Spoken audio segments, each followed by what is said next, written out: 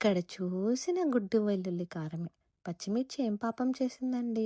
అందుకే ఇవాళ పచ్చిమిర్చి కోడిగుడ్డు ఫ్రైతో వచ్చేసాను. అయితే ముందుగా ఈ కావాల్సిన గుడ్లను బాయిల్ చేసేసుకొని నీట్‌గా పీల్ చేసేసుకొని ఇలా కట్ చేసుకోండి 4 ముక్కలుగా పక్కన పెట్టేసుకోండి. ఇప్పుడు పేస్ట్ కోసం ఉల్లిపాయలు, పచ్చిమిర్చి, కొత్తిమీర, అల్లం వెల్లుల్లి మంచిగా గ్రైండ్ చేసుకుని పక్కన పెట్టుకోండి. ఇప్పుడు ఒక పాన్ తీసుకుని అందులో ఆయిల్ వేసుకుని మనం ముందుగా సిద్ధం చేసుకున్న పేస్ట్ వేసుకుని అందులో పసుపు, ఉప్పు యాడ్ చేసుకుని బాగా ఒకసారి కలిపేసుకుని మూత పెట్టుకుని ఒక 10-15 నిమిషాలు అలా వదిలేసేయండి. 10 నిమిషాల తర్వాత మూత ఓపెన్ చేసి కొద్దిగా వాటర్ యాడ్ చేసుకుని మళ్ళీ ఒకసారి బాగా మిక్స్ చేసుకొని మూత పెట్టేసుకొని ఇంకో 10-15 నిమిషాలు అలా వదిలేసేయండి. 15 నిమిషాల తర్వాత వాటర్ మొత్తం ఇంకిపోయి ఆయిల్ పైకి తేలుతున్నప్పుడు అందులో కారము, మిరియాల పొడి, గరం మసాలా యాడ్ చేసేసుకొని బాగా మిక్స్ చేసేసుకొని మనం ముందుగా బాయిల్ చేసుకున్న కోడిగుడ్లు ఏవైతే ఉన్నాయో అవి కూడా యాడ్ చేసుకుని బాగా కలిపేసి ఆ మసాలా అంతా గుడ్లకు పట్టేంత వరకు ఫ్రై చేసేసుకొని ఒక బౌల్లోకి తీసేసుకోవడమే అంతే.